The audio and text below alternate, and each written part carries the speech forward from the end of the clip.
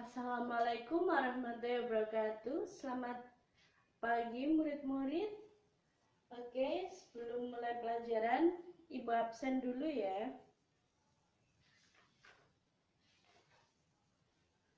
Ahmad Basofi, Dela Nur Hidayah, Laila Majnun, Muhammad Rudi, Zainal Arifin. Oke, Bu Rasa sudah masuk semua ya. Oke, sebelum kita memulai pelajaran hari ini, Ibu mau flashback terlebih dahulu tentang materi kemarin. Oke, materi kemarin kita sudah membahas tentang peta, mulai dari pengertian peta, unsur-unsur peta, kemudian manfaat, jenis-jenis peta.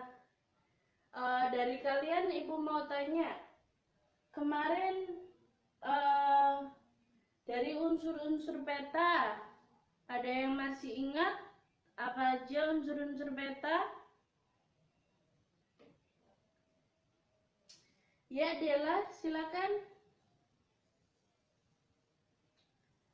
Ya, betul sekali. Kemarin kita mempelajari tentang peta, yaitu dan dalam unsur-unsur tersebut terdapat judul, kemudian petunjuk arah, simbol, skala, kemudian sumber, tahun pembuatan, legenda, kemudian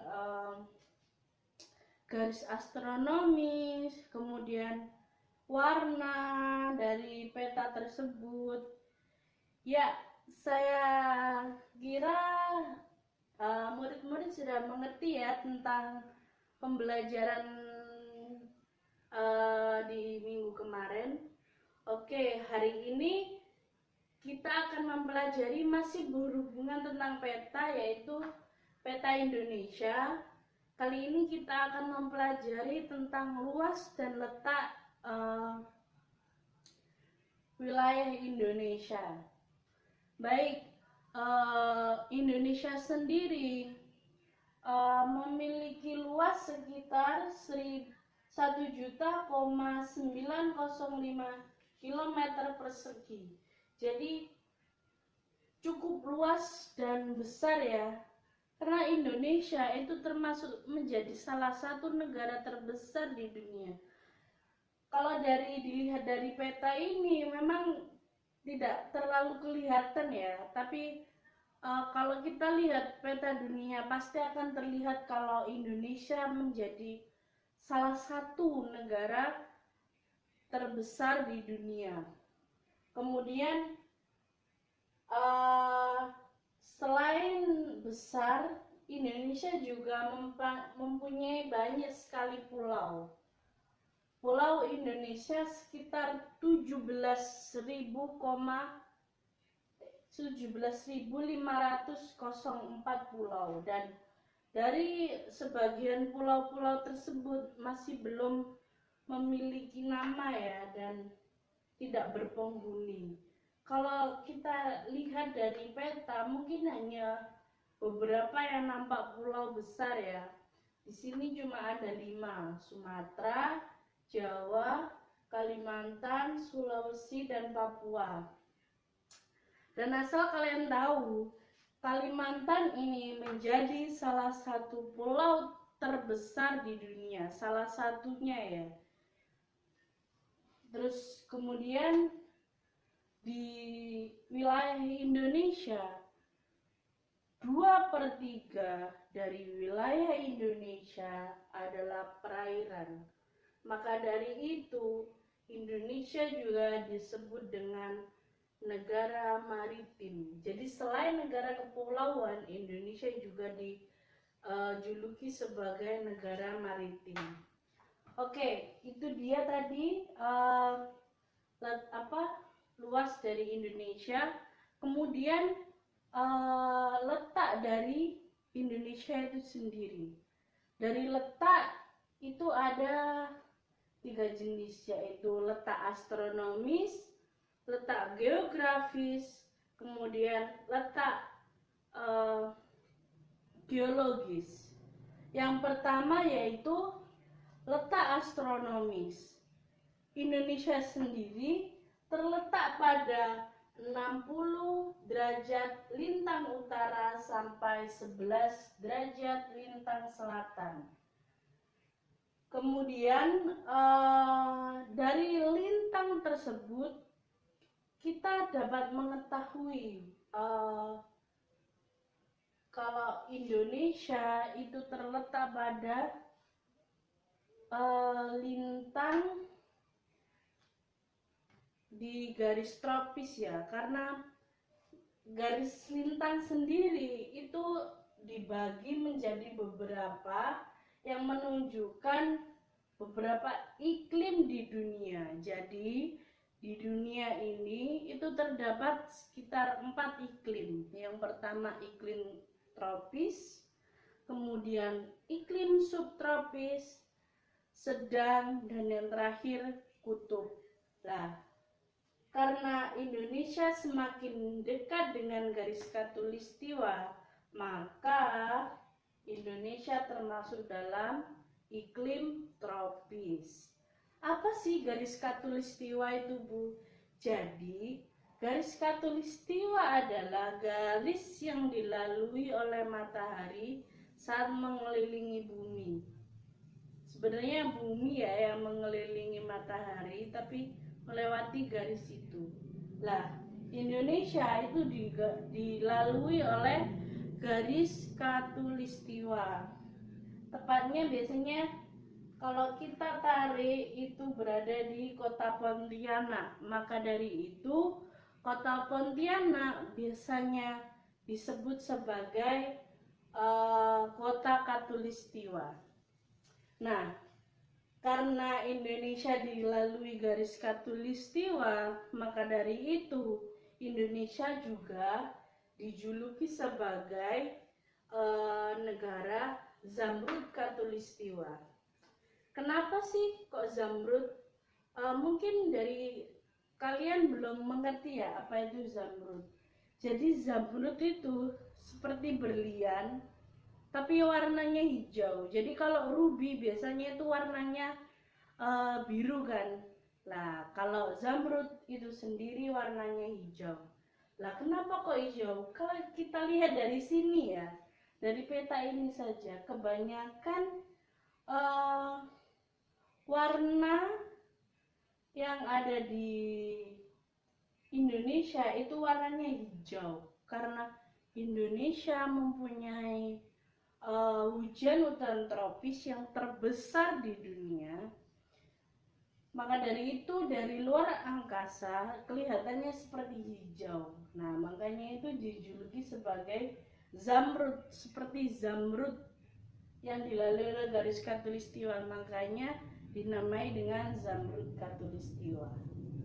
Kemudian selain garis lintang, Indonesia juga dilalui garis bujur, yaitu 95 derajat bujur timur sampai 141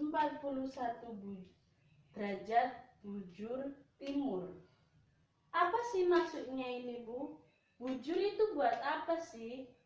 Kalau kita tahu, kalian tahu nggak tentang WITA sama WIB? Biasanya kan kalau di TV-TV sinetron segini jam 6 waktu Indonesia Barat.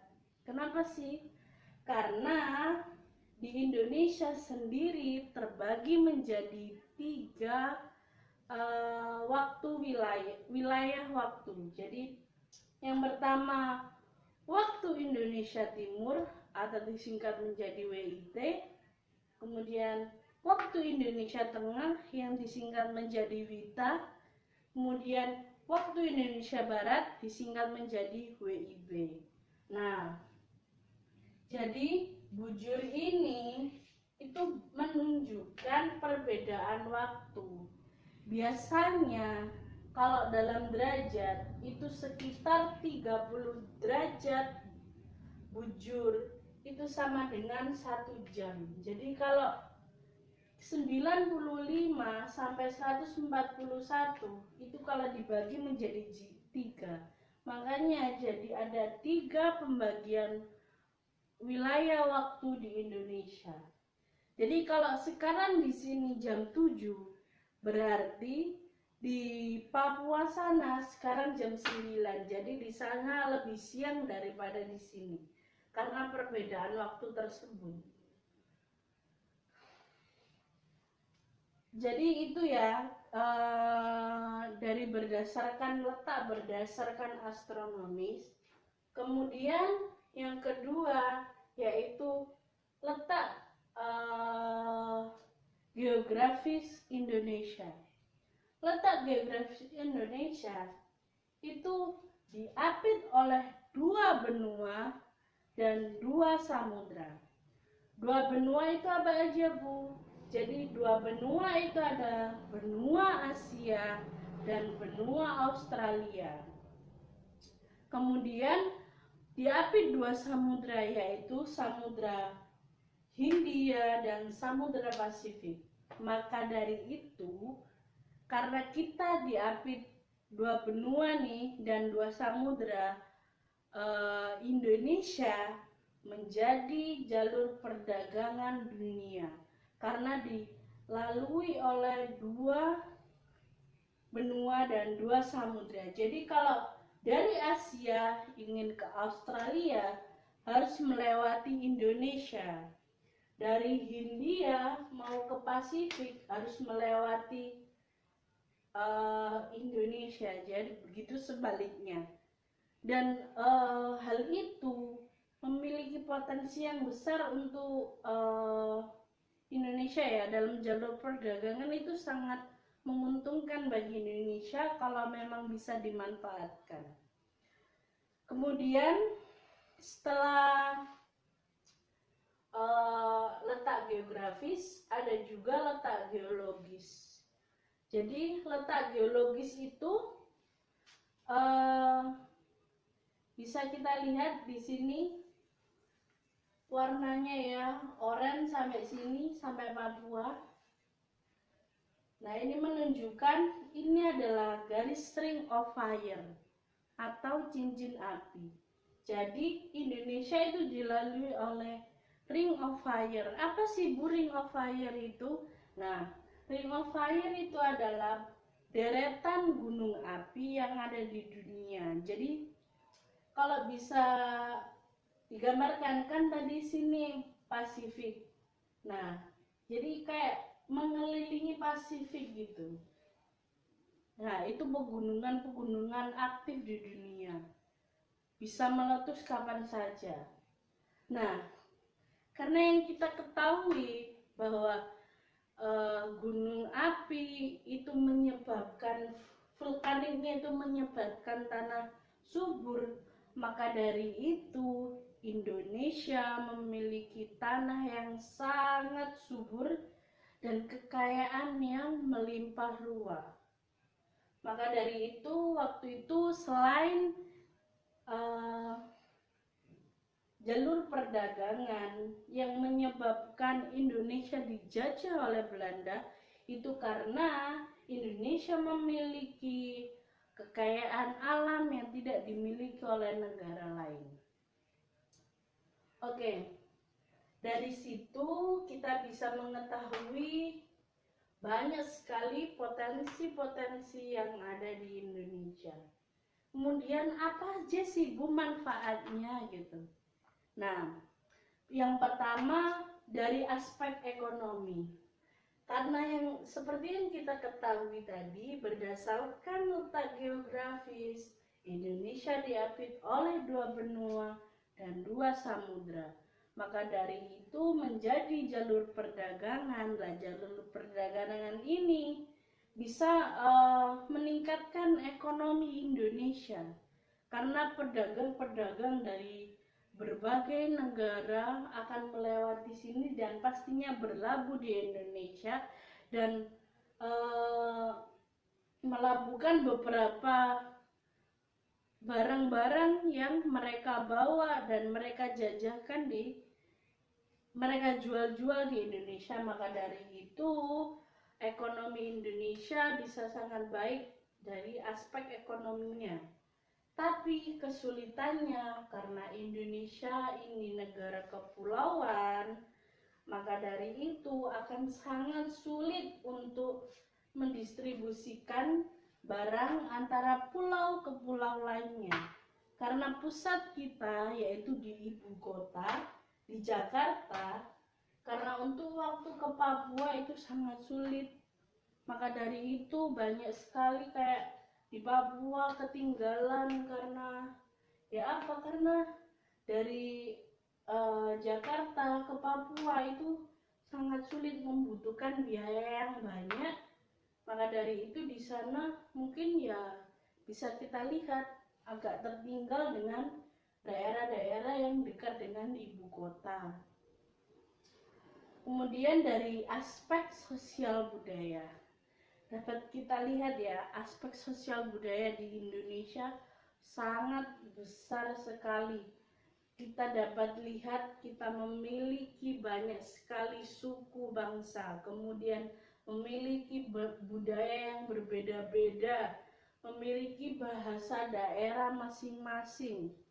Nah, itu bisa menjadi kekayaan non-hayati yang bisa dimanfaatkan untuk pariwisata, aspek ekonomi kembali lagi. Kemudian, tapi ini menjadi masalah kalau kita sendiri tidak bisa rukun antara suku bangsa yang lainnya, daerah-daerah lainnya, maka kita karena negara kita multikultur, jadi kita itu harus besar rasa toleransinya terhadap teman-teman kita yang lain, teman-teman kita yang berada di luar mungkin Pulau Jawa saja. Jadi kita harus berbaur dengan teman-teman yang ada di Papua, Sulawesi, Kalimantan, Sumatera. Nah, dari situ juga kita dapat melihat banyak sekali kekayaan alam di Indonesia. Kalau kita lihat yang peta khusus kemarin tentang mungkin pertambangan, itu bisa kita lihat emas banyak sekali di sini. Terus kemudian minyak bumi juga menyebar di berbagai wilayah di Indonesia. Itu bisa meningkatkan ekonomi Indonesia. Dan kalau memang bisa dimanfaatkan lebih baik, itu akan membuat Indonesia menjadi negara maju. Baik, itu beberapa penjelasan untuk materi hari ini ya. Oke, Ibu akan memberikan beberapa lembar kerja buat kalian. Oke, tolong dibagi ya. Oke, itu ya lembar jawabannya. Ibu kasih waktu sekitar 10 menit untuk mengerjakan. Oke, dimulai dari sekarang. Oke, sudah 10 menit. Silakan kumpulkan.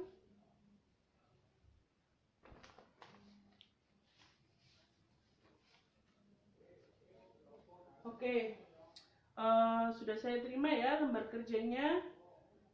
Saya nilai dulu, nanti minggu depan saya kembalikan. Oke, dari pembelajaran kali ini kita dapat kesimpulan bahwa Indonesia adalah negara yang sangat luas dengan luas sekitar 1.905 km persegi.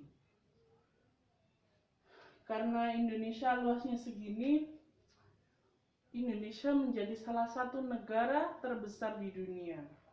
Kalau kita lihat peta dunia ya, kita pasti akan mengetahuinya. Sayangnya tidak ada sekarang, hanya peta Indonesia saja. Tapi nggak apa-apa, lain kali Ibu akan tunjukkan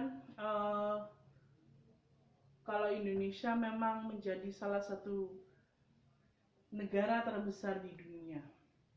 Selain itu, Indonesia juga memiliki 17.504 pulau. Jadi banyak sekali nih. Kalau kita lihat cuma ya sekitar yang besar cuma 5 ya. Sumatera, Jawa, Kalimantan, Sulawesi, dan Papua.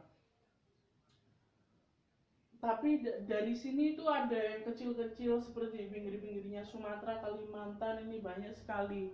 Dan dari situ ada beberapa yang belum berpenghuni dan belum memiliki nama.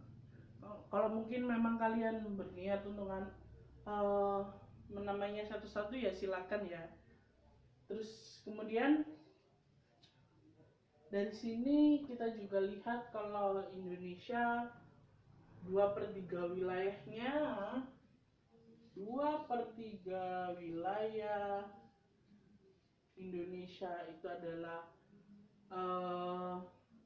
lautan ya, menjadikan Indonesia sebagai negara maritim dengan 2/3 wilayahnya Indonesia. Segini nih wilayah yang ada di daratan ini cuma sepertiga ini, lautannya 2/3, jadi lebih banyak lautannya, makanya kekayaan lautnya sangat banyak, ikan-ikan juga sangat banyak, terumbu karang juga sangat banyak di Indonesia. Oke, dari materi hari ini kita juga lihat bahwa letak Indonesia dibagi menjadi 3. Yang pertama apa saja? Ya, betul sekali Mbak Sofi, yaitu astronomis, geografis, dan geologis. Dari astronomis kita bisa lihat kalau Indonesia berada di 6 derajat lintang utara sampai 11 derajat lintang selatan. Dari lintang ini, dari garis lintang, kita mengetahui kalau Indonesia berada di wilayah tropis dan dilalui oleh garis khatulistiwa. Benar sekali. Karena itu pula Indonesia yang memiliki 2 musim ya, yaitu musim kemarau dan musim penghujan.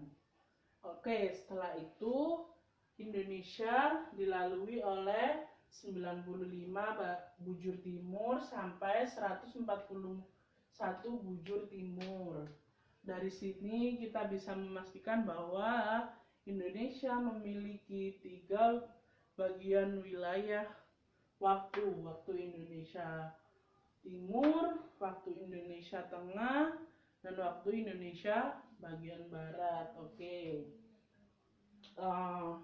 itu ya yang astronomis.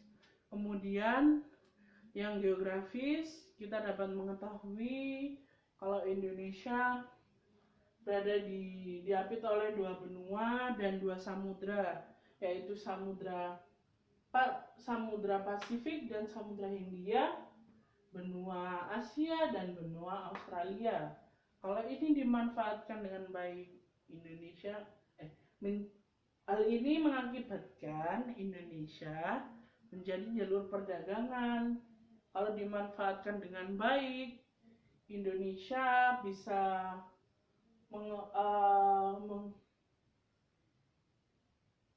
mengembangkan perekonomian itu dengan memanfaatkan jalur perdagangan.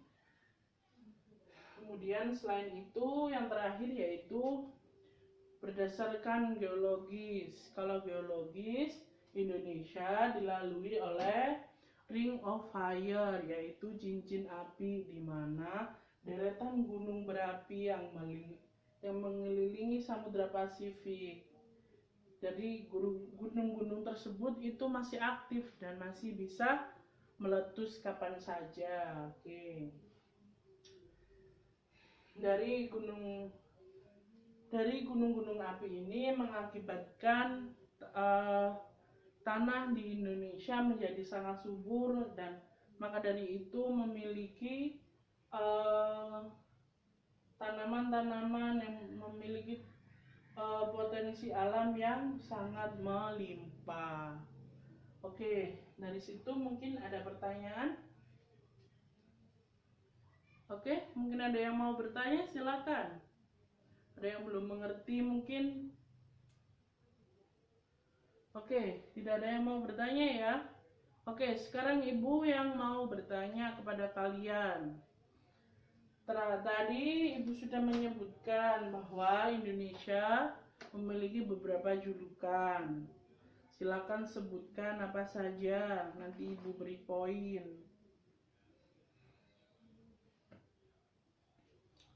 Ya, Rudi, silakan. Ya, betul sekali. Jadi Indonesia memiliki beberapa julukan ya, yang tadi disebutkan oleh Rudi, yaitu negara maritim, negara kepulauan, dan negara Zamrud Khatulistiwa. Itu benar sekali. Tapi selain itu, kalian kalau cari-cari di internet, Indonesia juga memiliki beberapa julukan seperti paru-paru dunia dan sebagainya, yang dijuluki apa oleh negara lain. Karena dari itu, potensi yang ada di Indonesia sangat banyak sekali. Dengan pembelajaran kali ini, Ibu harap kalian bisa memanfaatkan semaksimal mungkin sehingga menjadikan Indonesia lebih maju, lebih berkembang dari saat ini.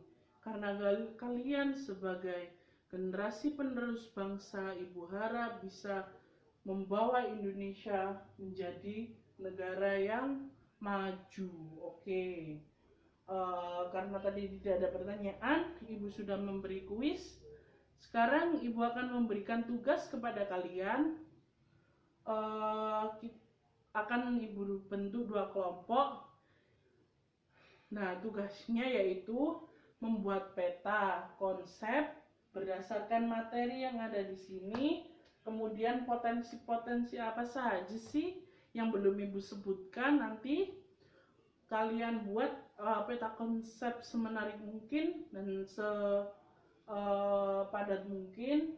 Minggu depan dipresentasikan ke depan, kemudian dengan kelompok masing-masing. Oke, mungkin Ibu harap itu saja ya.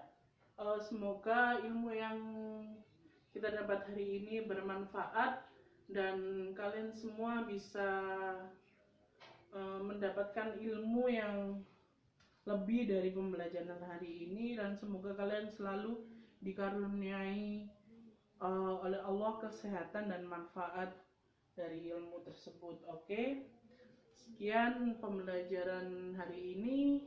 Mohon maaf bila ada kesalahan. Wassalamualaikum warahmatullahi wabarakatuh.